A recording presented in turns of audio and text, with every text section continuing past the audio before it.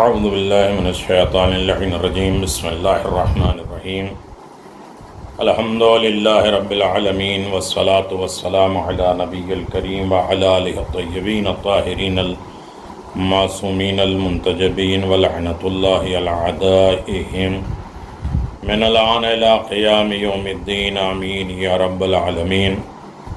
اما بعد فقد قال اللہ تبارک و تعالی فی قرآن مجید بسم اللہ الرحمن الرحیم یا ایہا الذین آمنوا کتب علیکم الصیام کما کتب علی الذین من قبلکم لعلکم تتقون. صدق اللہ العلی العظیم و صدق رسولہ النبی الکریم. ماہ رمضان آپ تمام حاضرین و سامعین اور شیعان علی بن ابی طالب اور ائمہ معصومین علیہم الصلاۃ والسلام کے چاہنے والوں کو بہت بہت مبارک ہو. عظیم ترین مہینہ، برکتوں اور رحمتوں کا مہینہ. اس سلسلے میں 3 ریکارڈنگ ہو چکی ہے جو آپ کے نظر شرف ہو چکی ہے. آپ نے اسے سماعت فرمایا ماشاءاللہ. چاہے وہ شب یکم ماہ رمضان کے عنوان سے ہو، یا احکام ماہ رمضان، یا فضیلت ماہ رمضان، یا اعمال ماہ رمضان، یا دستور ماہ رمضان، یا قیام ماہ رمضان. اس سلسلے میں آپ نے سماعت فرمایا. اس میں پہلی شب کہاں سے روزہ ہم شروع کریں؟ غسل سے ہے. اور غسل صرف یہ نہیں کہ بدن دھل دیں، ذہن و فکر کو پاک کر کے. اور ماہ شعبان میں اگر بخش نہیں پائے ہیں، معافی نہیں ہوگا تو معافی مانگیں. اور یہاں تک کہ ہے کہ انسان مغرب سے یہ شروع ہو جاتے ہیں. اور آج آخری جمعے کے عنوان سے بھی میں نے آپ حضرات کی خدمت میں تفصیلاً کچھ گزارش کرنے کی کوشش کی تھی. چونکہ الگ الگ کلپیں ہیں، کوئی احکام قرآن ہے، یا احکام روزہ ہے، یا فلسفہ روزہ ہے، یا قیام قرآن ہے، اور دستور زندگی ہے، یا روزہ ہمارے لیے پیغام کیا لاتا ہے، ہماری ذمہ داری کیا ہے. یہ سب الگ الگ چیزوں پہ باتیں ہو رہی ہیں. تو آپ حضرات کی خدمت میں کہ مغرب ہو، چاند دیکھے تو امن، سلامتی، اسلام، ان تمام چیزوں کی طرف دعا کرے کہ چاند تیرے ذریعے سے ہم اللہ کے قریب جا رہے ہیں، اور تو نے میری مدد کی ہے کہ شیطان اب بند ہو گیا ہے. اب ہم اپنے نفسوں کو پاک کر کے تیری بارگاہ میں آ جائیں. تو نے میری بڑی ہیلپ کی اور مدد کی. یہ چاند کے ذریعے ماہ رمضان آیا. نماز مغرب کے بعد حکم ہے کہ 21 مرتبہ سورہ انا انزلنا کی تلاوت کرے. رزق، تندرستی، سال بھر کی مشکلات، پریشانیاں دور ہوتی ہیں. اول و آخر 5 مرتبہ صلوات پڑھ کے اور 21 مرتبہ سورہ انا انزلنا پڑھنا ہے. چاند دیکھنے کے بعد حکم ہے کہ سورہ محمد کی تلاوت کرے، یا بہت سے اوقات پہ سورہ فتح کے بھی ہے. بزرگوں کا چہرہ دیکھے، گھر والوں کا دیکھے، اور چاند سے خطاب کر کے اپنے ہاتھوں کو اٹھا کے دعا مانگے. تو تفصیلاً بہت سی چیزیں آپ حضرات کی خدمت میں باور کرائی گئی ہیں، پیش کرائی گئی ہیں. اور آج کی شب میں جیسے جوشن کبیر سب سے زیادہ فضیلت ہے. اور نمازوں کے سلسلے میں آج ہی سے شروع ہو گئی ہے. تقریباً 4 رکعت نماز 2 کر کے الحمد کے بعد 15 مرتبہ سورہ قل هو اللہ پڑھنا ہے. پورے ماہ رمضان میں 1000 رکعت نماز پڑھنا ہے. اور بہت سی مناسبتوں کی نماز تو الگ ہے، لیکن اس میں ہے کہ پہلی رمضان سے 10 رمضان تک اور 10 سے 20 رمضان تک ہر روز 20 رکعت نماز پڑھنا ہے ماہ رمضان کی شبوں کے عنوان سے. اور اس میں طریقہ یہ ہے کہ الحمد کے بعد 8 رکعت پڑھنا ہے، اور عشاء کے بعد 12 رکعت. لیکن یہی جب 21 ماہ رمضان سے 30 ماہ رمضان آ جائے تو ہر رات میں 30 رکعت نماز پڑھنا ہے، جس میں مغرب کے بعد 8 رکعت ہے اور عشاء کے بعد 22 رکعت ہے. بہت سے اعمال ہیں، غسل ہیں، اور ان تمام تفصیل و 22 طریقے کے اعمال پہلی رات میں نے آپ حضرات کی خدمت میں گزارش کی. علماء کرام آپ حضرات کو بیان کرتے رہتے ہیں اور آپ سنتے رہتے ہیں. بس آج کے ہم اپنی بات شروع کرتے ہیں کہ ماہ رمضان کا تربیتی پروگرام. یہ جو ماہ رمضان ایک طریقے کی پریکٹس ہے، ایک طریقے سے تربیت ہے، اور ایک طریقے سے اپنے آپ کو منزہ کرنا ہے۔ اور یقیناً آپ دیکھیں کہ غرر الحکم میں مولا کائنات کہتے ہیں عقل مند وہ ہوتا ہے جو اپنے آپ کو کنارہ کش رکھتا ہے، تو اپنے آپ کو بند رکھتا ہے، اپنے آپ کو ہنگامے یعنی تعریفات اور فضیلتوں اور زیادہ اپنے آپ کو فیمس کرانے سے محفوظ رکھتا ہے، عقل مند رکھتا ہے۔ اور آج بہترین موقع ہے کہ اگر ہم بند ہیں تو افسوس تو ہوتا ہے کہ لوگوں کے درمیان ہم عبادتیں نہیں کر سکتے، تو کم از کم اب خلوص ہے کہ انسان تنہا بیٹھ کے کس طریقے سے عبادت کرتا ہے۔ مالک کائنات نے ماہ رمضان کی ایک تقدیر ساز، یعنی ہماری راتیں مقدر تو ہوں گی، ہماری زندگی مقدر ہوگی، لیکن یہ خود رات جو ہے ایک مقدر ساز، زندگی مقدر بنانے والی رات میں قرآن مجید کے نازل کر کے اسرار وضاحت کر دی کہ عالم انسانیت کے لیے تقدیر سازی کا سب سے عظیم نسخہ یہی قرآن مجید ہے۔ انسان کی زندگی کو سنوار کون سکتا ہے، سجا کون سکتا ہے، یہ قرآن مجید ہے۔ اور انسان کی ذہنی، فکری، عملی تربیت کا زمانہ بھی یہی ماہ رمضان ہے۔ قرآن ہمیں سجا سکتا ہے، سنوار سکتا ہے، پاک کر سکتا ہے، حفاظت کر سکتا ہے، اور اس کی جو ہے پریکٹیکلی لائف جو ہے وہ ماہ رمضان ہے، جو ہمارے ذہن، ہماری فکر، ہمارے خیالات اور عملی تربیت کا بہترین زمانہ یہی ماہ رمضان ہے۔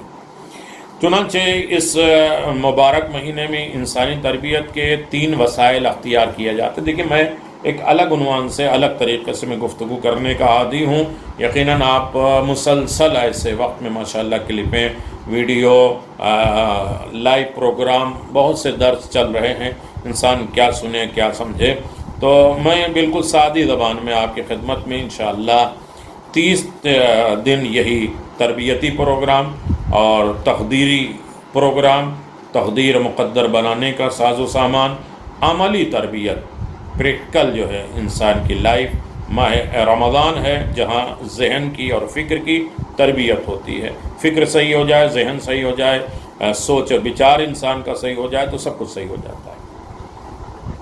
تو وہ انسان چاہے وہ گھر میں ہو، چاہے مسجد میں ہو، چاہے امام بارگاہ میں، کہیں بھی ہو، اس کی سوچ اچھی ہے، اس کا ذہن اچھا ہے، اس کی فکر اور خیالات اچھے ہیں تو سب کچھ اچھے ہیں۔ تو اس مہینے میں انسانی تربیت جو ہے وہ 3 طریقے سے اختیار کی گئی ہے۔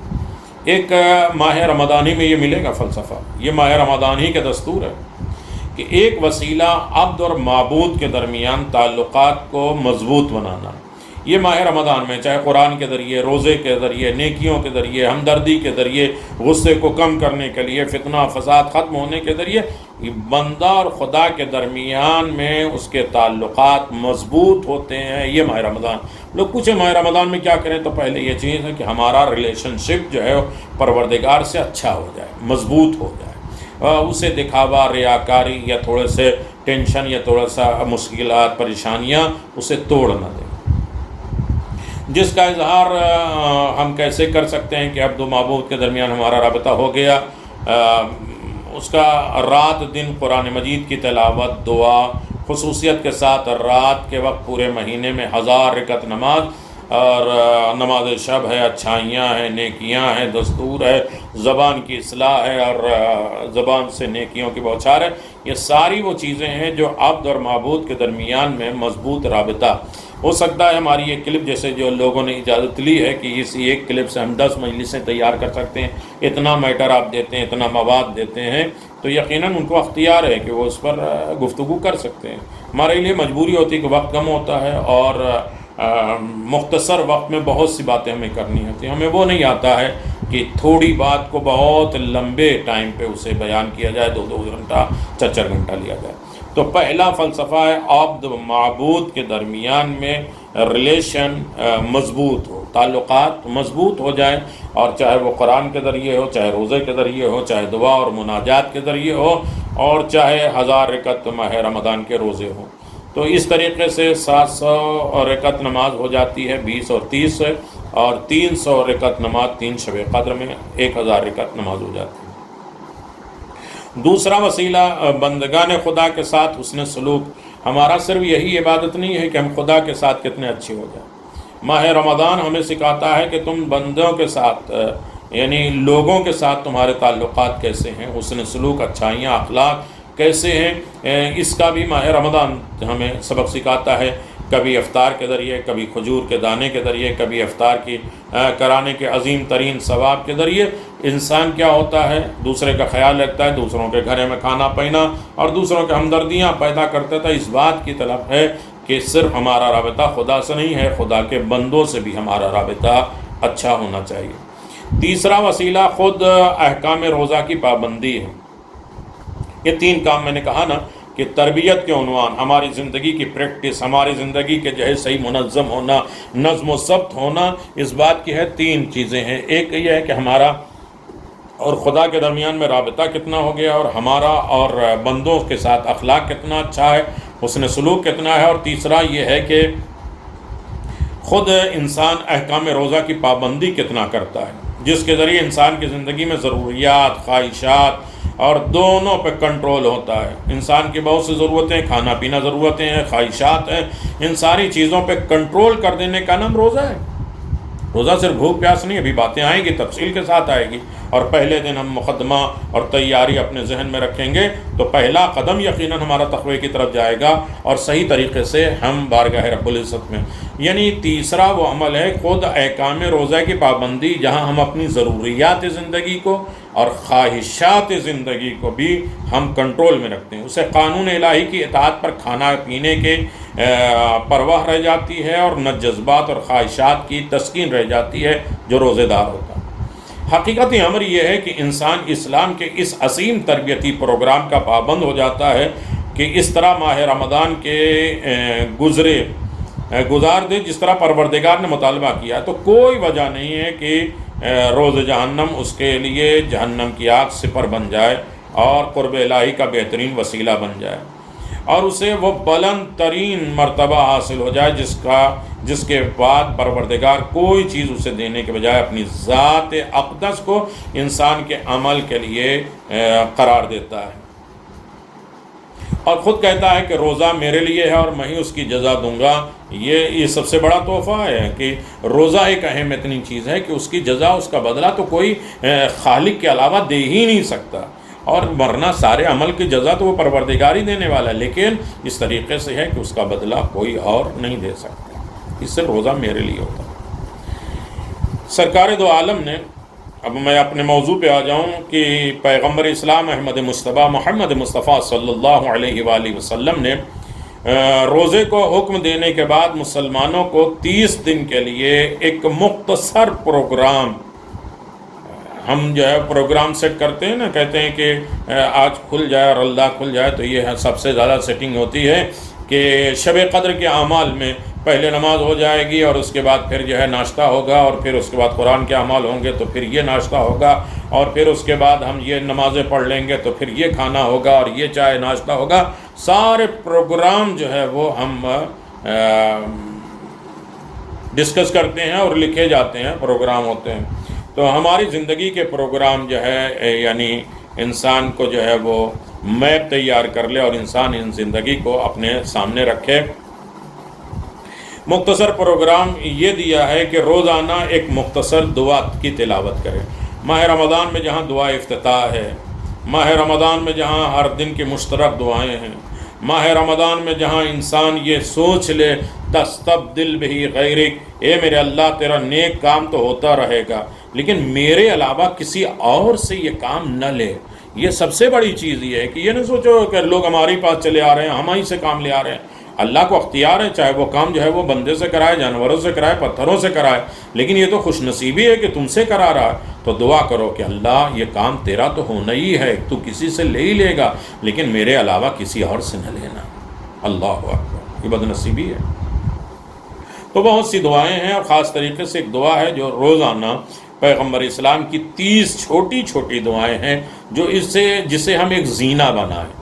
30 زینہ ہے جو تقوی تک پہنچنا، ہر دن ایک زینے کے اوپر ہم جائیں اور یہ سوچیں کہ کتنا ہم ماہ رمضان میں تقوی سے قریب ہو گئے، اور انہیں ذہنی تربیت کا بہترین سرچشمہ ہمیں بنانا چاہیے۔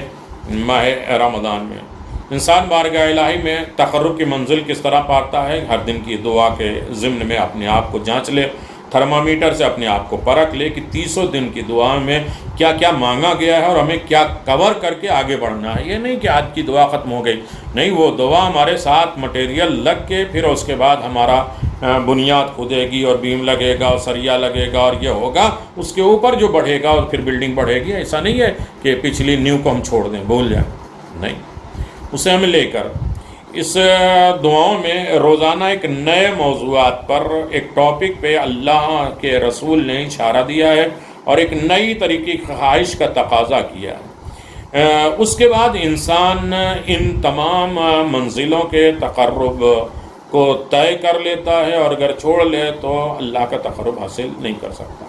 اس عظیم مقصد کو حاصل کر سکتا ہے جس کے لیے ماہ رمضان کے روزے واجب کیے گئے ہیں۔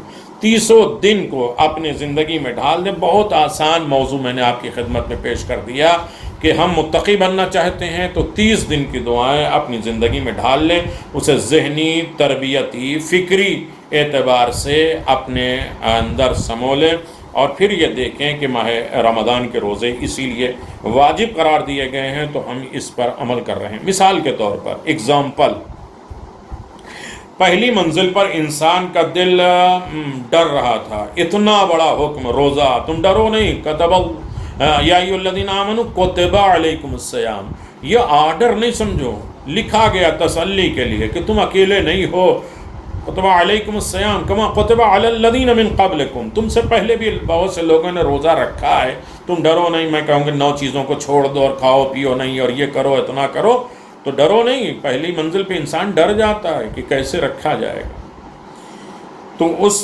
کا عمل کہنے جانے کے قابل ہے۔ دوسرا ڈر یہ ہے کہ ہاں رکھ تو لیں گے، لیکن اس کا یہ رکھنا، روزہ، نماز پڑھنا، یہ عمل کے قابل ہے یا نہیں، اس کو اللہ عمل قرار دے گا۔ لہذا اس سے کہا جاتا ہے کہ یہ دعا کرو کہ خدا تمہارے روزے کو روزے داروں جیسا اور روزہ اور تمہاری نماز کو نمازیوں جیسی بنا دے۔ تو اب ڈر ہو جائے، ختم ہو جائے کہ تم اکیلے نہیں روزہ رہا، تم سے پہلے بھی لوگوں نے روزہ رکھا ہے، اور اگر ڈر ہے کہ پتہ نہیں روزہ ہمارا روزہ ہو جائے گا، تو یہ دعا کرو کہ جن لوگوں نے روزہ رکھا ہے، حقیقت روزہ، کل کی کلپ میں حقیقت روزہ آپ کے ذہن میں ہے کہ ہمیں حقیقت روزہ کیا ہے اور کس طریقے سے رکھنا ہے، تو کچھ لوگوں نے حقیقت روزہ رکھ کے بتایا کہ ہم دعا کرتے ہیں کہ اللہ ان لوگوں میں ہمارا روزہ شمار کر دے۔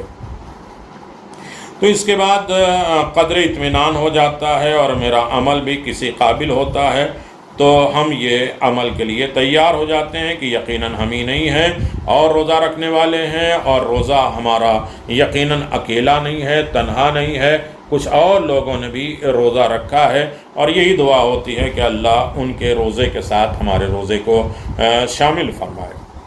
ماہ رمضان میں کثرت کے ساتھ بہت زیادہ پڑھی جانے والی چیزیں لا الہ الا اللہ، استغفر اللہ واسألہ الجنہ واعوذ بک من النار۔ جب افطار کا وقت ہے اس وقت دعا قبول ہوتی ہے، بڑی فرحت اور خوشی کا موقع ہوتا ہے، تو لہذا یا واسع المغفرہ اغفر لی، یا واسع الفضل اغفر لی، یہ انسان اللہ کی مغفرت بہت وسیع ہے، پھیلی ہوئی ہے، اور اللہ کا فضل بھی بہت زیادہ عام ہے، اور افطار کے وقت دعا قبول ہوتی ہے، اور خدا کی ملاقات کے وقت بھی مومن کو 2 ہی وقت خوشی ہے، ایک افطار کے وقت اور ایک جو ہے خدا کی ملاقات کے وقت۔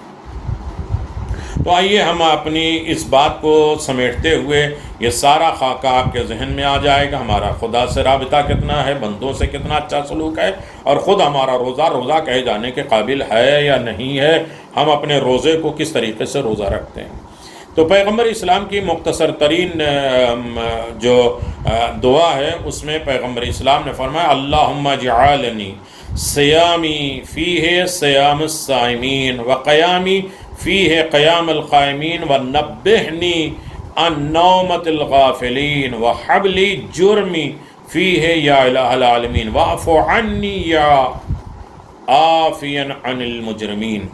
عزیزان محترم، اگر اس جملے ہی پر غور کیا جائے تو ماہ رمضان میں ہم بیدار نہیں ہیں، سوئے ہوئے ہیں، ہمیں ہوشیار کیا جا رہا ہے، ہمیں جگایا جا رہا ہے، اور ہم یہ کہہ رہے ہیں کہ بار الہ اس مہینے میں میرے روزے کو حقیقی روزے داروں کے روزوں کی طرح قرار دے اور میری نمازوں کو حقیقی نماز گزاروں میں شامل کر دے، اور مجھ کو آج کے دن غفلت کی نیند سے بیدار کر دے۔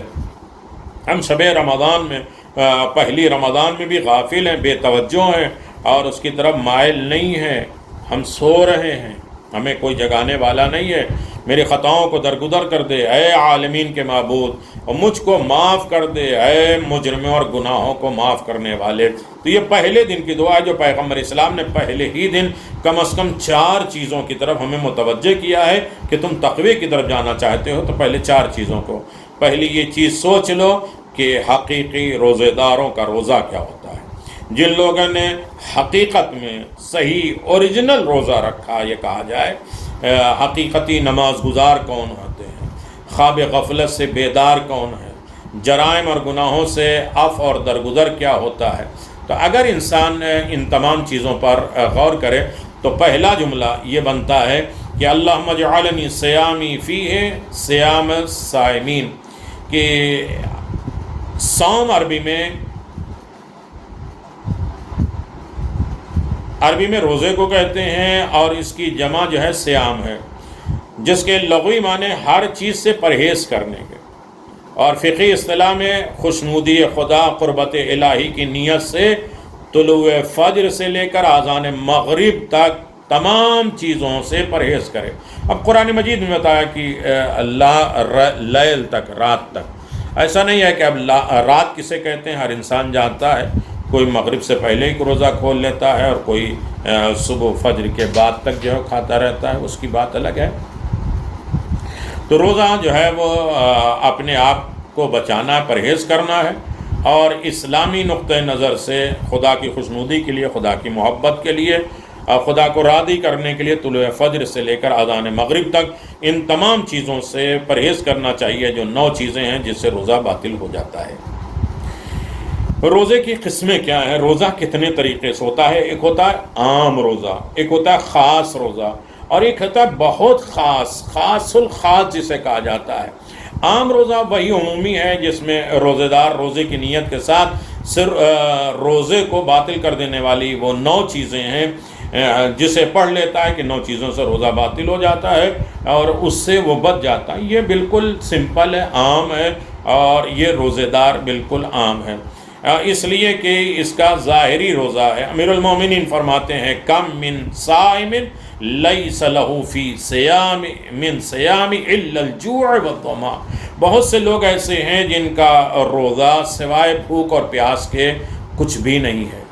تو لہذا ایک روزہ وہ ہے کہ جو مبتلات روزہ سے بچ جاتے ہیں۔ خاص روزہ وہ ہوتا ہے کہ جن میں کہ روزے دار کے لیے ہے کہ وہ 9 چیزوں سے بھی بچتے ہیں اور اپنے پارٹ آف باڈی کو بھی روزہ رکھاتے ہیں، آنکھ، کان، زبان، تمام اعضاء بدن کو گناہوں سے محفوظ رکھتے ہیں، نہ غیبت کرتے ہیں، نہ غیبت سنتے ہیں، جھوٹ بولتے ہیں، نہ جھوٹ سنتے ہیں، نہ زبان کو کسی کو تکلیف دیتے ہیں۔ میں نے 40 گناہ بیان کیے تھے ابھی 2 دن پہلے زبان سے، تو اور نہ غیبت سننے والے ہیں، نہ اپنے اعضاء کو محرمات سے میں ڈالنے والے ہیں، میں اپنے آپ کو بدن کو تمام حرام چیزوں سے محفوظ کر لیں۔ یہ ہے خاص روزہ، جس کا صرف پیٹ روزہ نہیں ہوتا ہے بلکہ اس کے پورے بدن روزے دار ہوتا ہے۔ امام جعفر صادق علیہ السلام نے فرمایا کہ اذا سمتا فلیسم سمعک وبصرک وشعرک وجلدک وعدد اشیاء غیر، جب تم روزہ رکھو تو تمہارے کان، آنکھ، بال، جلد، کھال، یہ تمام اعضاء تمہارے جو ہے وہ روزے دار، خبردار کہیں تمہارا روزہ سیام روزہ افطار کی طرح نہ ہو جائے، لہذا تمہارے پورے بدن جو ہے روزے دار ہو۔ پھر چھٹے امامی نے فرمایا کہ القلب حرم ما تسکن حرم اللہ غیر اللہ، دیکھیے دل جو ہے وہ خدا کا حرم ہے، لہذا اس میں خدا کے علاوہ کسی اور کو جگہ نہ دو، یعنی روزے میں خلوص دل رکھو۔ امیر المومنین نے فرمایا صوم القلب خیر من صوم اللسان و صوم اللسان خیر من صوم البطن، دل کا روزہ زبان کے روزے سے بہتر ہے، اور زبان کا روزہ پیٹ کے روزے سے بہتر ہے۔ میں صرف حدیثوں کو پڑھ لیتا ہوں، تشریح کا وقت نہیں ہے، کبھی موقع ملے گا انشاءاللہ اس کے بیک گراؤنڈ، اس کے فلسفے کی طرف توجہ کریں گے۔ روزہ خاص الخاص یہی حقیقتی روزہ ہے جو بندہ جو ہے وہ محرمات روزہ سے بھی بچے اور اپنے اعضاء و جوارے کو بھی غلط کاموں سے محفوظ رکھے، اور اس کے بعد خاص الخاص روزہ ہے کہ جو تزکیہ اور تزکیہ نفس کے لیے بہترین بلند ترین عبادت، اس روزے کو پیغمبر اسلام نے آتش جہنم کے لیے سپر قرار دیا، جس کا روزہ دل کا بھی روزہ ہوتا ہے، اور جو اپنے تہذیب نفس کو تزکیے کو بھی بہترین طریقے سے عبادت میں شمار کرتا ہے۔ الصوم جنۃ من النار، روزہ جہنم کی آگ کے لیے سپر ہے۔ یہی وہ روزہ ہے جس کا ہدف میں ہوتا تو تھوڑی تقریر کر دیتا اور فضائل بیان کر دیتا، واہ واہ کرا دیتا، ختم ہو جاتا، لیکن ہمیں تھوڑا سا مقدمہ روزہ کی طرف جانا ہے تو ہم دوسرے قوم کو روزہ سمجھا سکیں، خود اپنے آپ کو سمجھا سکیں کہ روزہ جہنم کی آگ کے سپر ہے۔ یہی وہ روزہ ہے جس کا ہدف نتیجہ تقوی و پرہیزگار ہے، جہاں انسان کے ظاہری بدن کے حصے بھی روزے دار ہوں اور وہ خواہشات سے بھی بچ جائے، ضروریات سے بھی بچ جائے، اور اس کا دل بھی روزہ ہو جائے اور اس کا تزکیہ نفس بھی ہو جائے۔ اسی لیے قرآن نے کہا یا ایھا الذین آمنوا کتب علیکم الصیام کما کتب علی الذین من قبلکم لعلکم تتقون، اے ایمان والو تم پر روزہ اس طرح فرض کیا گیا جس طرح پہلے والوں کے لیے فرض تھا، تاکہ تم تقوی اختیار کر لو، متقی بن جاؤ۔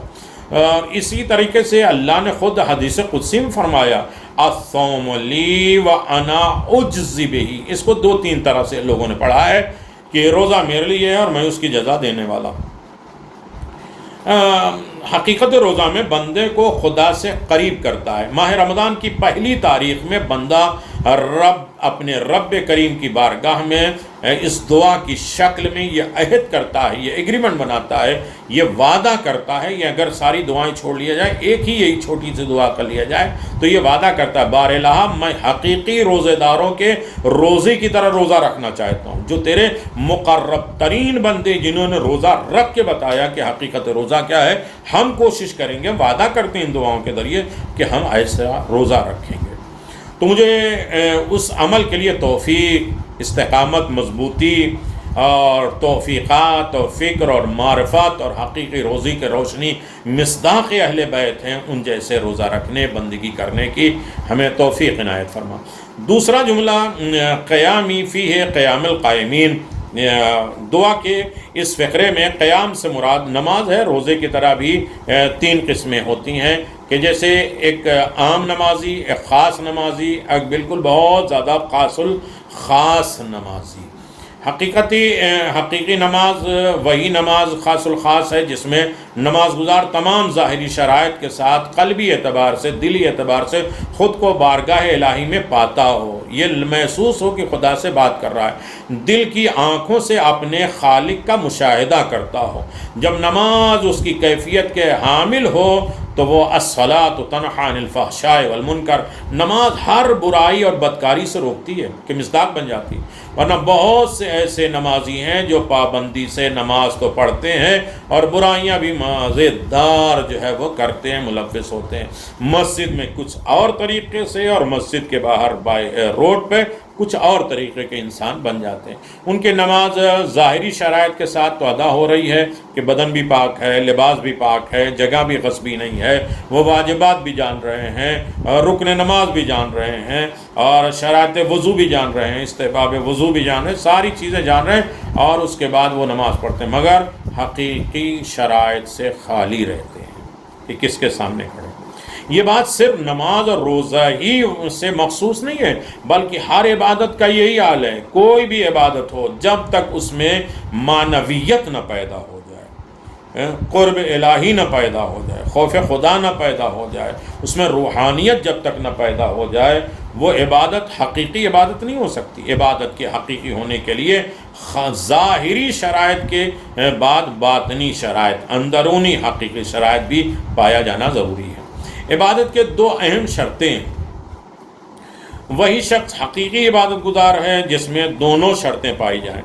ایک ہے شرط صحت، ہم جو پڑھ رہے ہیں سورہ العام پڑھ رہے ہیں تجوید کے ساتھ پڑھ رہے ہیں، رکن و قیام کر رہے ہیں تو صحیح طریقے سے کریں، قیام متصل بھی جانتے ہیں، واجب بھی جانتے ہیں، اور واجب کے ساتھ رکن واجب بھی جانتے ہیں، اور دوسری چیز ہے شرط قبولیت۔ تو ایک تو ہے کہ ہم تمام چیزوں سے پاک ہو کر یہ نماز پڑھ رہے ہیں، اور دوسرے یہ ہے کہ قبولیت کی شرط بھی ہو، عبادت کا قبول ہونا اللہ کے اختیار میں ہے، اور قبولیت کی ضمانت عبادت گزاروں کے ایمان اور اخلاص اور تقوی اور ائمہ معصومین کی ولایت سے وابستہ ہے۔ یہ چیزیں اگر ڈیٹیل میں بتائی جائے تو یقیناً بڑی لمبی چیزیں ہوتی ہیں۔ شرائط قبولیت بہت اہم ہیں۔ ضمانت عبادت گزار ایمان، اخلاص، تقوی اور ائمہ معصومین کی ولایت سے ہو تو شرف قبولیت بنتی ہے اور شرط قبولیت پوری ہوتی ہے۔ لہذا بندے پر عبادت کی قبولیت کے عام شرائط کو فراہم کرنا، انتظام کرنا ضروری ہے۔ خصوصی طور پہ نماز کو یہ امتیاز حاصل ہے کہ تمام عبادتوں کی قبولیت کی ضمانت اس کے اوپر منحصر ہے۔ پانچویں ایمان میں فرمایا ان اول ما یحاسب العبد الصلاۃ فان قبلت ما سوا۔ قیامت کے دن نماز کے بارے میں حساب کیا جائے گا، اگر یہ قبول ہو گئی تو دوسرے اعمال قبول، اگر یہ رد تو دوسرے اعمال رد۔ چھٹے امام نے بھی فرمایا اول ما یحاسب العبد عن الصلاۃ، سب سے پہلی جو چیز پوچھی جائے گی وہ نماز کے بارے میں پوچھی جائے گی۔ یہ قبول ہے تو قبول ہے۔ نماز قبول ہونے کی شرائط کیا ہے؟ دیکھیے اب ماہ رمضان میں ہم نماز بھی پڑھیں گے، روزہ رکھیں گے۔ دیکھیے روزہ دوسرا ہے، ایسا نہ ہو کہ نماز ہم چھوڑتے جائیں روزہ رکھتے جائیں۔ نماز قبول ہونے کے شرطیں ہیں کہ جیسا کہ ابھی میں نے مختصر آپ کی خدمت میں گزارش کیا، آپ جسے تفصیلات کے ساتھ گزاریں۔ دیکھیے 24 گھنٹے میں یہ 1 گھنٹہ تو ہمیں دینا چاہیے کہ ہم جس وقت جھنجھوڑ لیں، اپنے آپ کو جگا دیں، ہوشیار کر دیں کہ ہمیں تقوی کی طرف جانا ہے۔ نماز کی قبولیت نماز گزاروں کے ایمان، اخلاص سے وابستہ ہے۔ یہاں پر ہم آیات اور روایات کی روشنی میں چند شرائط کا ذکر کرتے ہیں جو بارگاہ الہی میں نماز کی قبول ہونے کے لیے شرط ہے۔ پہلی چیز ہے ایمان۔ جب تک نماز پڑھنے والے کے اندر ایمان نہ ہو، جب تک نماز ایمان کے ساتھ ادا نہ ہو، اس وقت تک بارگاہ رب العزت میں قبول نہیں ہوتی، ناممکن ہے۔ اگر نماز گزار خدا، رسول اور قیامت کے اوپر ایمان نہیں رکھتا ہے تو اس کی نماز ہی نہیں ہے۔ ہر عبادت کی صحت کی پہلی شرط ہے ایمان ہونا۔ ایمان کی شرطیں کیا ہیں، ایمان کے انواع کیا ہیں، اقسام کیا ہیں، پھر اس کے اوپر باتیں ہوں گی۔ جب تک ایمان نہیں ہے، ایمان یقین ہو، ایمان مشاہدہ ہو، ایمان معرفت ہو، ایمان توکل ہو، ایمان تسلیم کی منزل، ایمان تفویض کی منزل پر ہو، سب چیزیں۔ انما یعمر مساجد اللہ من آمن باللہ والیوم الآخر اقام الصلاۃ۔ اللہ کی مسجدوں کو صرف اور صرف وہ لوگ تعمیر کرتے ہیں جو خدا اور آخرت پر ایمان رکھتے ہیں، جنہوں نے نماز قائم کی۔ بڑے بڑے مسجدیں بناتے جاؤ، ہمارے اندر ایمان نہیں ہے تو اللہ کے سجدہ اسی جگہ پہ ہوتی ہے جہاں انسان کے اندر خلوص پیدا ہو۔ دیکھیے ہم منزل اختتام تک آتے ہیں، ہماری دعا کے 2 حصے کمپلیٹ ہو رہے ہیں۔ ابھی 2 حصے میں آپ کی خدمت میں تھوڑی سی ہمت اور حوصلے کے ساتھ اسے سننا ہے، سمجھنا ہے، تاکہ دوسری بات کل بڑی آسان ہو جائے ان ساری باتوں کو سننے کے بعد۔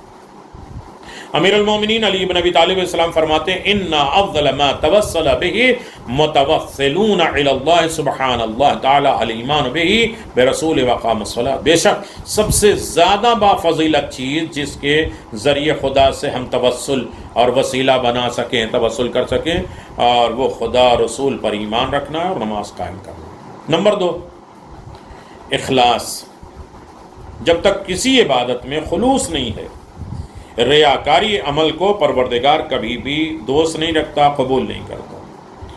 اسی لیے اگر عمل میں اخلاص، خلوص ہو تو عبادت ہے، اگر عمل میں اخلاص نہ ہو تو وہ عمل خداوند عالم کی بارگاہ میں قابل قبول نہیں ہے میرے عزیزو۔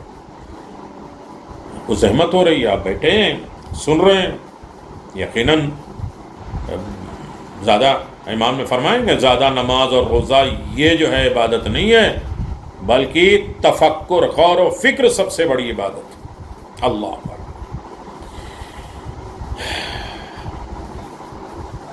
ما امروا الا لیعبدوا اللہ مخلصین لہ الدین، انہیں صرف اس بات کا حکم دیا گیا خدا کی عبادت کرے اور ان کے لیے عبادت کو خالص رکھے۔ من کان یرجو لقاء ربہ فلیعمل عملا صالحا ولا یشرک بعبادی احدا، ہر وہ شخص جو اپنے پروردگار سے ملاقات کی امید رکھتا ہے اسے چاہیے کہ خدا کی عبادت میں کسی بھی ذات کو شریک نہیں کرے۔ تیسری شرط عمل کے قبول ہونے کی تیسری شرط ہے خضوع اور خشوع، ڈر توجہ کے ساتھ۔ نماز گزاروں کے لیے نماز کی حالت میں اپنے دل اور دماغ کو معبود کی طرف متوجہ کر دیں، یہ ہے خشوع۔ پڑھ رہے نماز، گھوم رہے ہیں دماغ میں کہیں اور، سوچ کہیں اور ہے، بھولی چیزیں یاد آ رہی ہیں، ساری چیزیں ہمیں موجود ہوتی ہیں، لیکن ہمیں یہ نہیں معلوم ہے کہ ہم خدا سے قریب ہیں اور خدا ہمارے قریب ہے اور ہم خدا سے گفتگو کر رہے ہیں۔ خوف اور خشیت الہی کے ساتھ نماز ادا کریں۔ مولا کائنات جب بھی نماز کے لیے وضو فرماتے تو آپ کے چہرے کا رنگ متغیر ہو جاتا تھا۔ جب آپ سے پوچھا جاتا تھا تو فرمایا ہاں نہ وقت الصلاۃ، نماز کا وقت آ پہنچا۔ یہی حال دیگر ائمہ اطہار کا بھی تھا۔ رسول خدا کا ارشاد ہے وَلَا يَقْبَلُ اللَّهُ صَلَاةَ عَبْدٍ وَلَا يَحْضُرُ قَلْبُهُ مَا بَدَنِي، اللہ تبارک و تعالی بندے کی اس نماز کو قبول ہی نہیں کرتا جس میں بدن کے ساتھ دل بھی شامل نہ ہو۔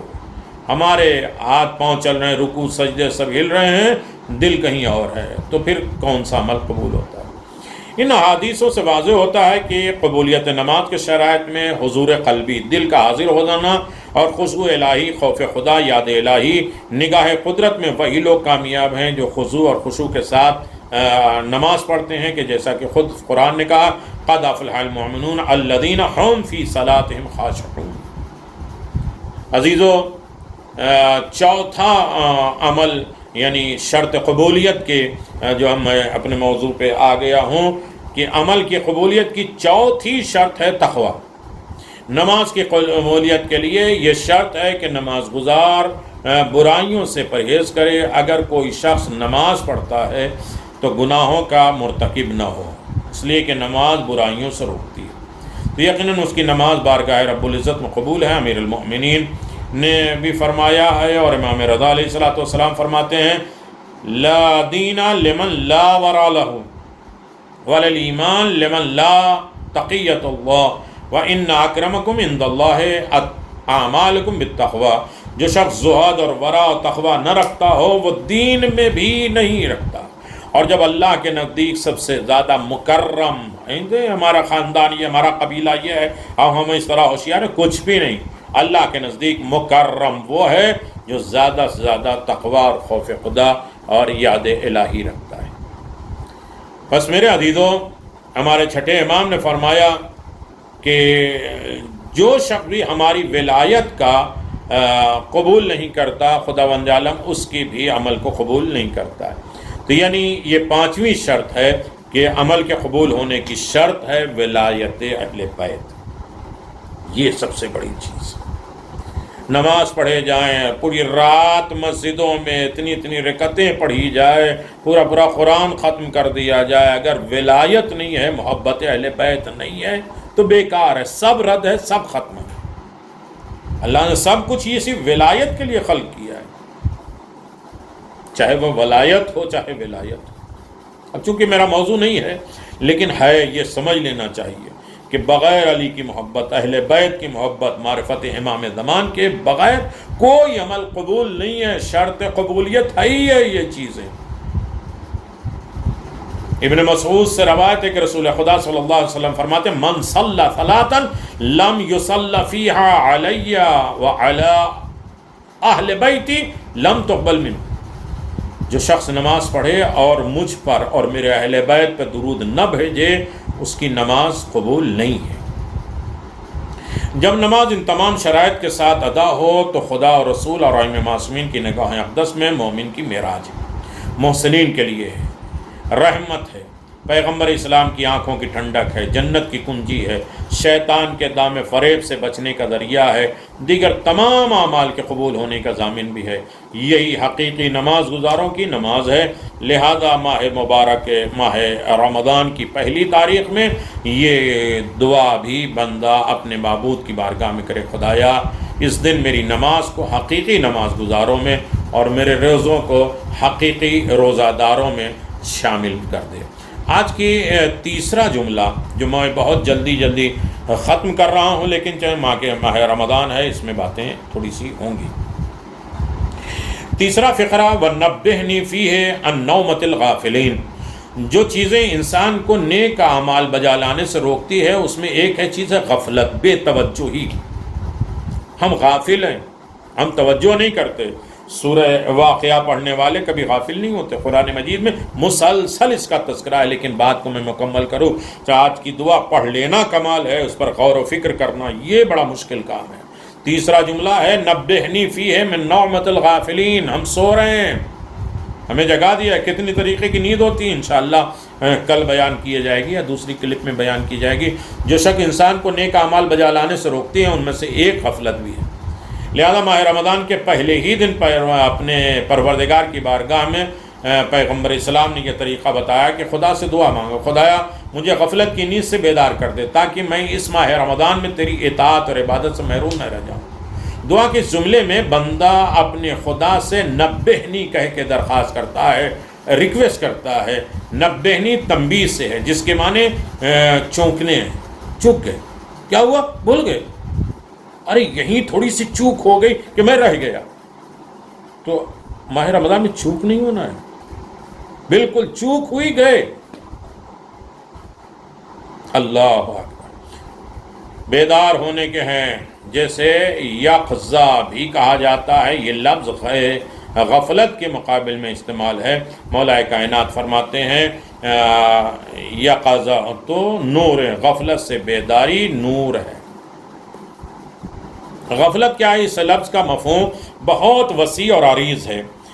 کلی طور پہ یہ کہا جا سکتا ہے کہ غفلت یعنی ان تمام کام سے بے خبر ہو جانا اور آنکھیں بند کر لینا جو انسان کو کمال اور سعادت کی منزل تک پہنچاتے ہیں۔ جیسے کہ خدا قیامت کی یاد سے غفلت اور شیطان کے مکر و فریب سے غفلت کے لیے کہتا ہے۔ غفلت کے اسباب بے توجہی، چوک کیوں ہوتی ہے، اس کا سبب کیا ہے؟ خدا اور آخرت کی یاد میں غفلت برتنے، بے توجہ ہونے، چوک جانے کے برتنے کے مختلف متعدد اسباب اور عامل ہوتے ہیں، مگر اختصار کے ساتھ پیش کرتے ہیں قرآن مجید کی چند آیتیں کی روشنی میں کہ کیوں ایسی غفلت کیوں ہوتی ہے، بے توجہی کیوں ہوتی ہے، انسان چوک کہاں جاتا ہے، جہاں سے غلطیاں ہو جاتی ہیں۔ پہلی چیز ہے جہالت اور نادانی کی وجہ سے، جہل اور نادانی پیدا ہو جاتی ہے، غفلت ہے۔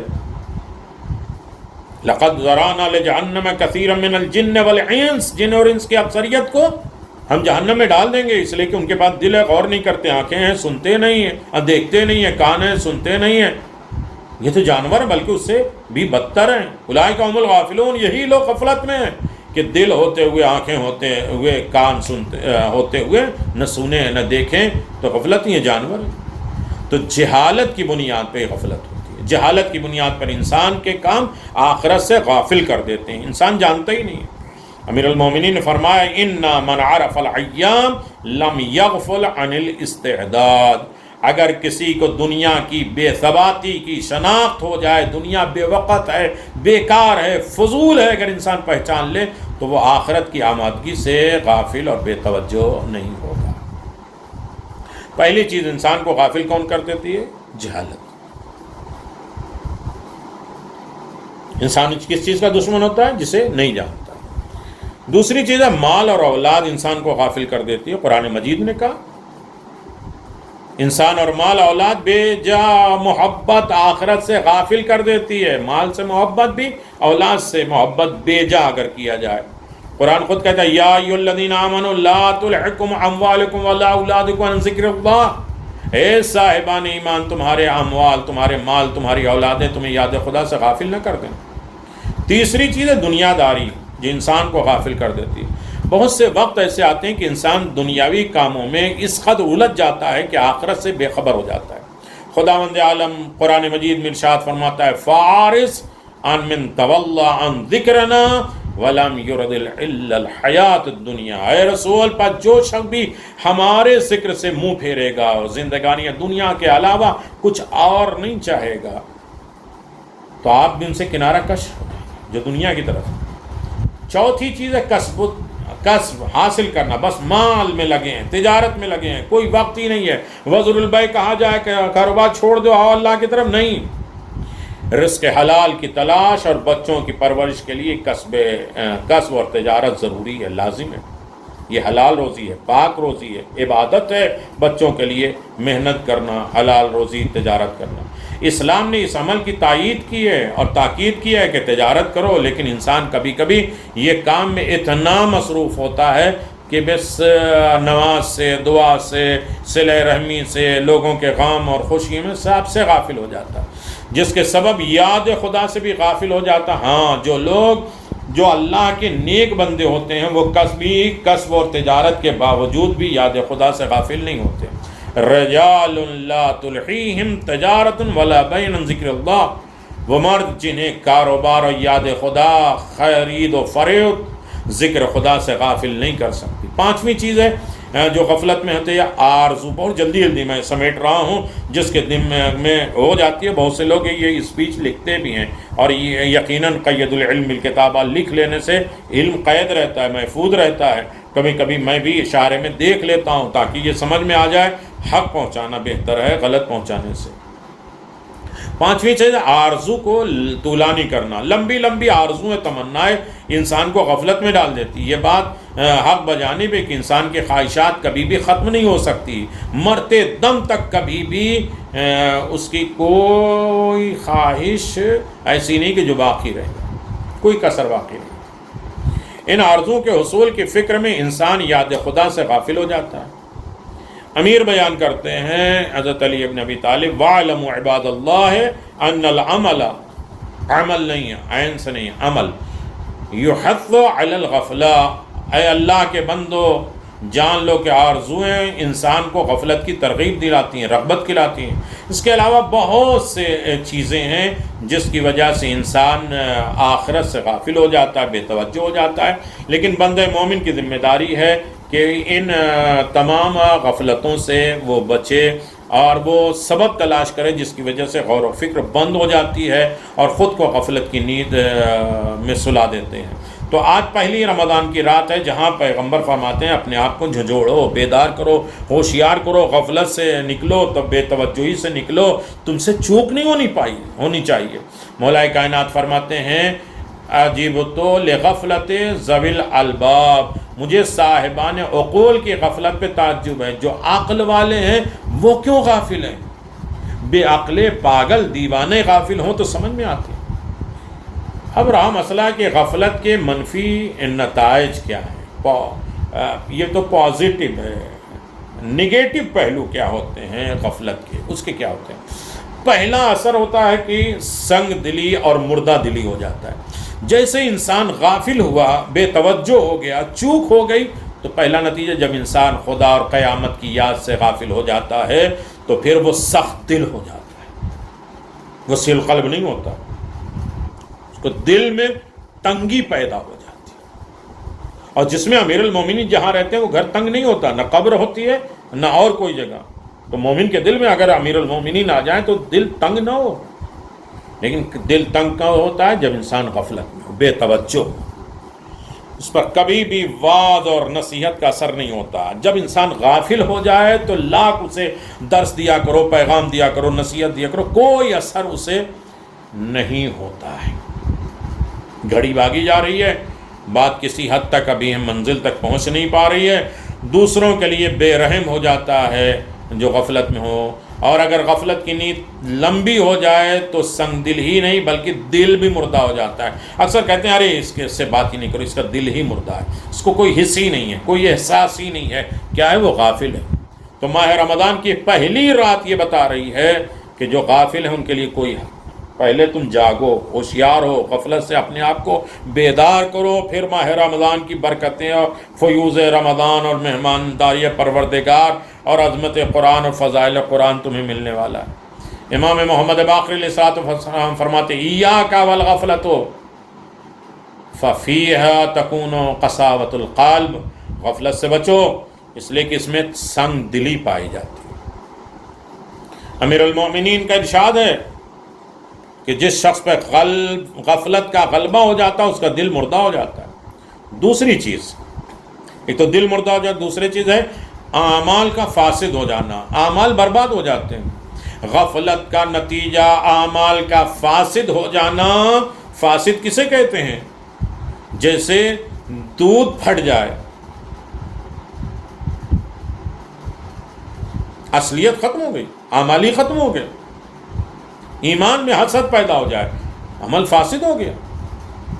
ایمان کرنے کے بعد، عمل کرنے کے بعد غیبت کر لیا، بیکار ہو گیا۔ کیونکہ غافل انسان نیک اعمال انجام نہیں دے سکتا۔ جو انسان غافل ہے، بے توجہ ہے، وہ کبھی اچھا کام نہیں کر سکتا، بلکہ برائیوں میں ملوث رہتا۔ اس کی بنا پر اگر کبھی کوئی نیک کام انجام بھی دے دے تو اس کا فاسد ہونے کا اندیشہ ہوتا ہے کہ اسے خراب کر دے۔ ان الغفلۃ تفسد الاعمال، غفلت انسان کے اعمال کو خراب کر دیتا ہے، برباد کر دیتا ہے، کچرا بنا دیتا ہے۔ تیسری چیز بصیرت ختم ہو جاتی ہے۔ جو انسان غافل ہو اس کے مائنس پہلو کیا ہوتے ہیں؟ آج تو پازیٹیو پہ ہم بہت ڈرتے ہیں، اللہ محفوظ رکھے، لیکن یہ غفلت کے پازیٹیو تو اچھی چیز ہے، مائنس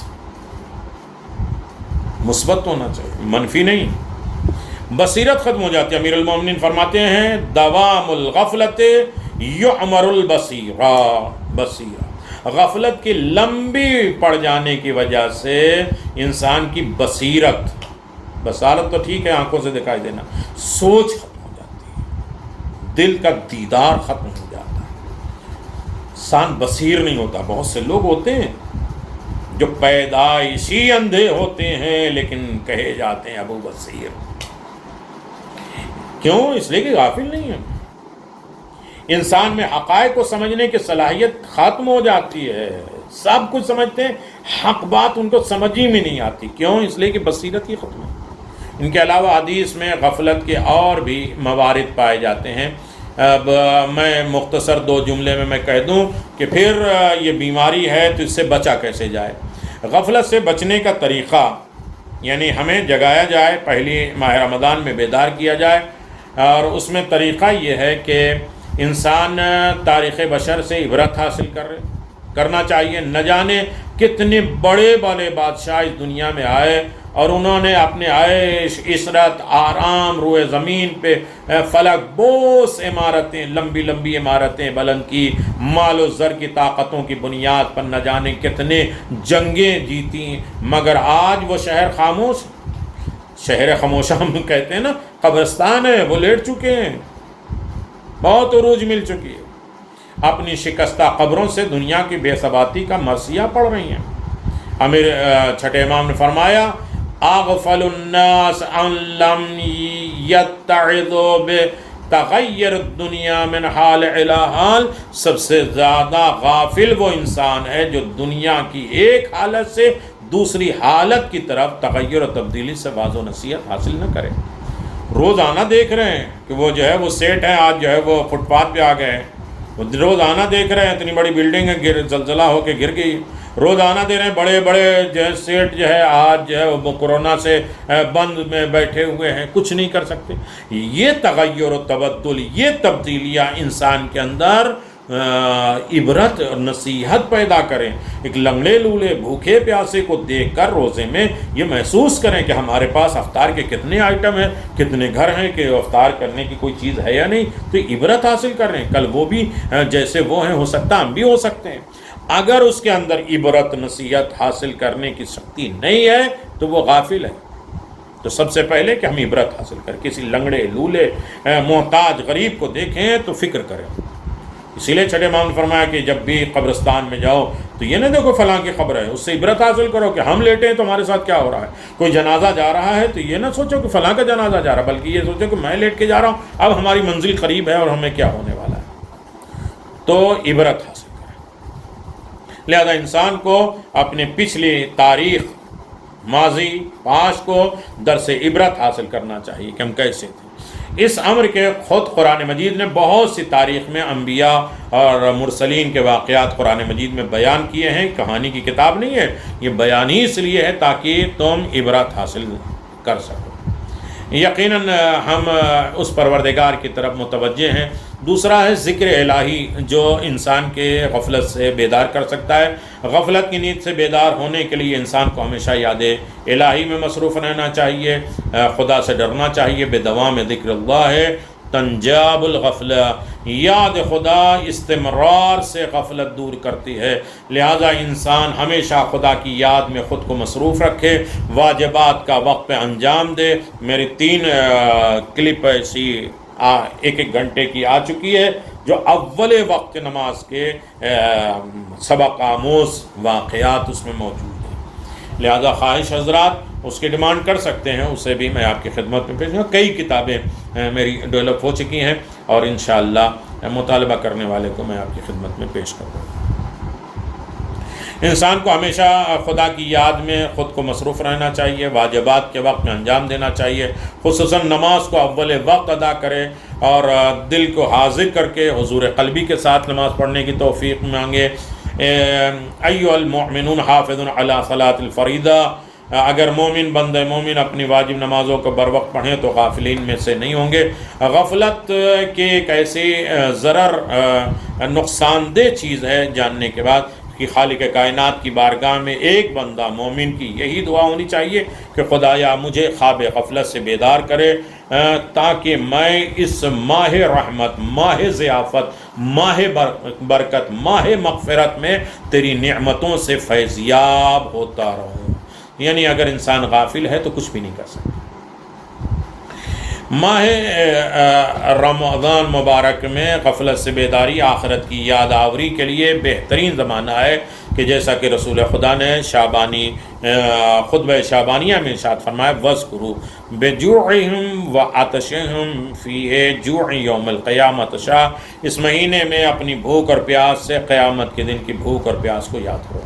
آج کا چوتھا فقرہ اور بات تمام دعا میں ہے کہ وَحَبْ لِي جُرْمِي فِيهِ الَٰهِ الْعَالَمِينَ وَاعْفُ عَنِّي وَعَافِيًا عَنِ الْمُجْرِمِينَ. جب انسان غفلت کی نیند سے چونک جائے، بیدار ہو جائے، ہوشیار ہو جائے تو اس کی پہلی ذمہ داری، آج ہماری ذمہ داری شروع ہوتی ہے. یہ تو ہم غفلت رمضان سے پہلے میں تھے، ہمیں ہوشیار کیا گیا، بیدار کیا گیا، بصیرت دلائی گئی، ذکر الہی کی یاد حضور قلبی دلائی گئی. اب ہم جاگ گئے تو اب کیا کریں؟ تو اس کی پہلی ذمہ داری یہ ہے کہ اپنے معبود کی بارگاہ میں رحمت اور مغفرت میں اپنے گناہوں کی بخشش کی دعا مانگے. آج کی رات دعائیں قبول ہوتی ہیں، رزق بہت زیادہ بنتے ہیں. دعائے افتتاح امام یاد امام زمان، مشترکہ دعائیں جیسے میں نے ایک پوری کلپ بنائی اللہم ادخل علی القبر السرور، ماہ رمضان اور یاد امام زمان، یا علی و یا عظیم، دیگر سحر، دعائے سحر.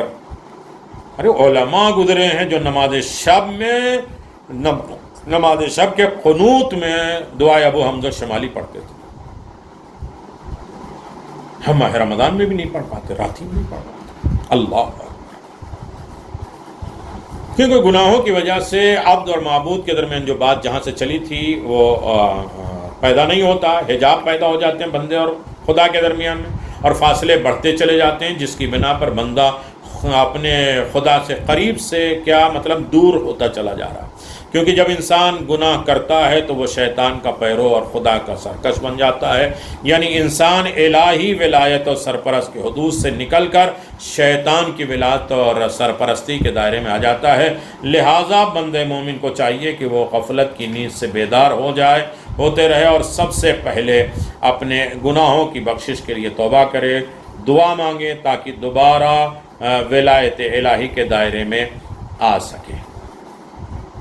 توبہ کا مطلب صرف زبان سے استغفار نہیں ہے، مولا کائنات نے اس کی شرطیں بتائی، التوبۃ اربع دوائم ندم القلب واستغفار باللسان وعمل بالجور وعزم علی اليعود، 4 طریقے سے دل سے نادم ہونا، زبان سے استغفار کرنا، اعضاء و جوارح سے اس گناہ کی تلافی کرنا، اس گناہ کے طرف نہ لوٹنے کا مکمل ارادہ کرنا۔ یہ آج رات ہے تو استغفار تو کرنا پڑے گا۔ من یغفر الذنوب الا اللہ، اللہ کے علاوہ گناہ کو بخشنے والا کوئی نہیں۔ لہذا ظاہر ہے کہ انسان دنیا میں اپنے گناہوں سے نجات حاصل کرے تاکہ آخرت کے دردناک عذاب سے محفوظ رہ سکے، اور نجات کا واحد راستہ توبہ ہے۔ ماہ مبارک رمضان ماہ توبہ بھی ہے، جس میں رحمت الہی کے دروازے کھل جاتے ہیں اور رحمت کی گھٹائیں اس مہینے میں بندے گناہگار پر جھوم کر برستی ہے، اور وہ بہانہ مذکورہ اور شرائط کے ساتھ توبہ کرنا، اور شقی ترین وہ ہوگا جو مہینے میں بخشا نہ جائے، اور پیغمبر نے فرمایا جو شخص اس مہینے میں نہیں بخشا گیا تو پھر وہ کبھی نہیں بخشا جائے گا، صرف ایک جگہ ہے جو عرفات میں چلا جائے۔ تو دنیاوی انسان احادیث میں ہے کہ بندے مومن کے گناہ کی تلافی کا ہے۔ دنیاوی عقوبت جو انسان جب مومن گناہ کرتا ہے تو خداوند عالم اسے فقیر و تندرستی میں مبتلا کر دیتا ہے، اور یہ چیزیں اس کے گناہ کا کفارہ بن جاتی ہے، اور اس گناہ کو مومن کو کسی بیماری میں مبتلا کر دیتی ہے، جانکنی کے عالم اس کے لیے سخت کر دیتی ہے۔ دوسری چیز ہے کہ جب انسان گناہ گار ہوتا ہے تو بیماری، جیسا کہ حدیث میں موجود ہے کہ بہت سے اوقات ہوتے ہیں کہ مومن کی بیماری اس کے گناہوں کا کفارہ ہوتا ہے، اور حدیث قدسی میں بھی اس کا ذکر موجود ہے۔ میں معصیت کو اپنی رحمت سے مایوس نہیں کروں گا، اور اگر وہ توبہ کریں گے تو میری بارگاہ میں لوٹ آئیں گے اور ان کی توبہ قبول ہوگی، سختیوں کی مصیبت سے ان کے گناہ کی تلافی ہوگی تاکہ وہ اپنے گناہوں کو معاف کر دیں۔ تیسرا عمل ہے نیک اعمال، انسان اچھے اچھے کام کرتا رہے، اللہ کے لطف و کرم سے بندہ مومن نیک اعمال کرے تو گناہ خود بخود ختم ہو جاتے ہیں، اور جو لوگ ایمان لائے اور نیک اعمال بن جا لائے، ہم یقیناً اس کے گناہوں کا پردہ پوشی کریں گے۔ کثرت کے ساتھ سجدہ کرنا، ماہ رمضان میں انسان اپنے گناہوں کی معافی مانگنا چاہتا ہے، اس کا چوتھا طریقہ ہے۔ چھٹے امام نے فرمایا ایک شخص پیغمبر اسلام کی خدمت میں آیا اور عرض کیا یا رسول اللہ میں بہت بڑا گناہ گار ہوں اور میرے نیک اعمال بھی بہت کم ہے۔ رسول خدا نے فرمایا کہ اکثر السجود فإنہ یحط الذنوب، دیکھو زیادہ زیادہ سجدہ کیا کرو تاکہ تمہارے گناہ پروردگار کی بارگاہ میں معافی و تلافی کے لائق ہو جائیں۔ اور یقیناً پانچویں چیز ہے محمد اور آل محمد پہ کثرت کے ساتھ صلوات پڑھنا، یہ گناہوں کا کفارہ ہے، اور یقیناً ان گناہوں کے کفارے کے ساتھ ہم بارگاہ رب العزت میں ہیں، اور یقیناً امید رکھتے ہیں کہ میرا کریم پروردگار ہم سب کے گناہوں کو معاف کر دے گا۔ امام علی رضا علیہ السلام کا ارشاد گرامی ہے کہ اگر کوئی شخص گناہوں کا کفارہ ادا کرنے پر قادر نہ ہو تو اسے کثرت کے ساتھ زیادہ زیادہ محمد اور آل محمد پہ صلوات پڑھنا چاہیے تاکہ اس کے گناہ ختم ہو جائیں۔ اس ماہ رحمت اور مغفرت میں بارگاہ رب العزت میں آج ہماری یہی دعا ہے کہ حبلی جرمی فیہ الی العالمین واعف عنی یا عافیا عن المجرمین، میرے جرم اور گناہ کو بخش دے اے عالمین کے معبود، مجھ کو معاف کر دے اے مجرموں اور گناہوں کو معاف کرنے والے۔ تو یہ ہماری مختصر گفتگو تھی جو ہمیں ہر دن ماہ رمضان کے اسی تربیتی پروگرام میں اور خود اپنے آپ کو سجانا اور اپنی خود سازی کرنا، اپنے آپ کو سجانا اور سنوارنے کی طرف ہمیں متوجہ کرتی رہے گی۔ اعمال ماہ رمضان کے سلسلے میں الگ کلپ ہے جو ورنہ بہت لمبی ہو جائے گی۔ احکام روزہ کے سلسلے میں یقیناً اسی یوٹیوب پہ آپ دیکھتے رہیں، یوٹیوب پہ سبسکرائب کرتے رہیں تو ساری چیزیں آپ کو مل جائیں گی۔ احکام روزہ ہو یا درس روزہ ہو یا حقیقت روزہ ہو یا فضیلت روزہ ہو یا دستور روزہ ہو یا پیغام روزہ ہو، پیام روزہ ہو یا بہار قرآن ہو، بہار رمضان ہو، ان تمام چیزوں کے موضوعات کو آپ کی خدمت میں پیش کیا جاتا رہے گا۔ انشاءاللہ امید ہے کہ آپ حضرات سماعت فرمائیں گے، دعاؤں میں یاد رکھیں گے اور ناچیز کی طرف زیادہ سے زیادہ دعا کریں گے کہ اللہ علم اور معرفت کی دولت دے کہ زیادہ سے زیادہ آپ کی خدمت کر سکیں۔ مسلسل ماشاءاللہ آپ کی بار پہلا اتفاق ہوا اور توفیق ہوئی کہ مسلسل 2 مہینہ رجب اور شعبان آپ کی خدمت جاری و ساری رہی ماشاءاللہ. تقریباً 1000 سے زیادہ لوگ کو واٹس ایپ کے ذریعے میں اس کو بھیجتا تھا، باقی لوگ یوٹیوب کے ذریعے جتنے بھی دیکھتے ہوں گے. تو انشاءاللہ آج کی رات میں اعمال کی رات ہے. ایک دن پہلے کہ ہمیں دیکھ لیجئے کہ پہلی ماہ رمضان کے کیا کیا شب کے اعمال ہیں وہ پڑھ لیجئے، اور کل یقیناً آج کی 4 رکعت نماز الحمد کے بعد 15 مرتبہ سورہ قل اللہ کی تلاوت کرنا، جو 1000 رکعت نماز میں سے موجود ہے، ہر دن کی جو نمازیں موجود ہیں. اور وہ نماز الگ ہے جو 20 رکعت پہلی تاریخ کو پڑھنا ہے، 8 رکعت مغربین کے بعد اور 12 رکعت عشاء کے بعد. جب آپ انشاءاللہ یہ کلپ صبح ملے گی آپ کو تو دن بھر آپ بہت سے اعمال کریں گے. ایسا نہیں کہ صرف رات ہی میں یہ اعمال کرنا ہے، دن میں بھی بہت سی عبادتیں موجود ہیں. مفاتی آپ کے سامنے ہیں، دن کی کلپ میں انشاءاللہ بیان کی جائے گی. لیکن جب رات آئے گی تو پھر اس کو آپ 4 رکعت نماز پڑھیں گے، اور اس میں الحمد کے بعد 20 مرتبہ سورہ انا انزلنا پڑھیں گے 4 رکعت میں. تو یہ پڑھ لینے کے بعد بہت سے نمازیں ہیں جو انشاءاللہ اعمال کے شأن میں آپ کی خدمت میں بیان کریں گے. بحق محمد و آل محمد خداوند عالم کی بارگاہ میں دعا ہے کہ میرے کریم پروردگار بحق حسین اولاد حسین، امیر المومنین کی شہادت آ رہی ہے، امیر المومنین کی یاد ہمیں منانا ہے، تو مجلس بھی کرنا ہے، گریہ بھی کرنا ہے، ماتم بھی کرنا ہے. ان مصیبتوں سے، ان پریشانیوں سے مومنین کو آزاد کر دیں، اور صحیح طریقے سے ماہ رمضان اور عبادتیں کرنے کی ہمیں توفیق عنایت فرمائے. تو ماہ رمضان کی پہلی رات کا ثواب کیا ہے کہ رسول خدا صلی اللہ علیہ وسلم فرماتے ہیں ماہ رمضان کی پہلی رات اللہ تعالیٰ میری امت کے تمام گناہوں کو بخش دیتا ہے، چاہے وہ ظاہری ہوں یا پوشیدہ چھپے ہوئے. جو گناہ ظاہر ہیں، اوپن ہے بھی گناہ کی باتیں ہو رہی ہیں، یا چھپے ہوئے گناہ ہوں جسے کوئی نہیں جانتا، وہ معاف کر دے گا، اور 20 لاکھ درجات ان کو بلند کر دے گا، اور 50 شہر ان کے لیے بنائے گا. بحار الانوار 96 نمبر کے میں یہ حدیث پیغمبر اسلام سے منسوب ہے کہ آج تمام گناہوں کو بخش دے گا، چاہے وہ ہمارے ظاہر ہوں یا پوشیدہ ہوں. 20 لاکھ درجات بلند کر دے گا، 50 شہر ہمارا بنائے گا. انشاءاللہ امید ہے کہ اللہ ہم سب کے روزے کو روزہ قرار دے دے، نماز کو نماز قرار دے، ولایت اہل بیت کے ساتھ زندگی گزارنے کی توفیق عطا فرما، حسینی بنے رہیں، زیارت حسین اور شفاعت حسین. آج کی رات میں سب سے اہم چیز زیارت امام حسین ہے. چاہے روزے پر نہ جا سکیں تو تنہائی میں امام حسین کی غربت کو یاد کریں.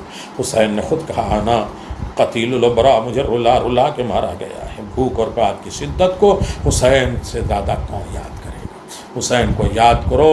بھوک اور پیاس کی شدت کو دیکھ کر حسین کے ہاتھ میں ننھا سا اصغر کو دیکھو کہ حسین اپنے 6 مہینے کے بچے کے لیے پانی کیسے مانگے. اللہ اکبر. الا لعنت اللہ علی قوم الظالمین سے علم الذین ظلموا ای منقلب ینقلبون انا للہ و انا الیہ راجعون رضا بقضاء و تسلیم الامر. آخر میں دعا ہے کہ جو لوگ یہ نیک کام میں ہمارے شریک ہیں اللہ ان کی توفیقات میں اضافہ فرمائے، ہر طریقے کے فتنے آفات اور بلاؤں سے محفوظ فرمائے، ان کی جائز مرادیں پوری فرمائے، جو مانگ پاتے ہیں وہ بھی دے اور جو مانگ نہیں پاتے ہیں اسے بھی عطا فرمائے، ہر عالم میں ان سے راضی ہو جائے. وآخر دعوانا الحمدللہ رب العالمین وصلی اللہ علی محمد. اللهم ارزقني شفاعة الحسين يوم الورود وثبتني قدم صدق عندك مع الحسين وأصحاب الحسين الذين بذلوا وهجهم دون الحسين عليه السلام.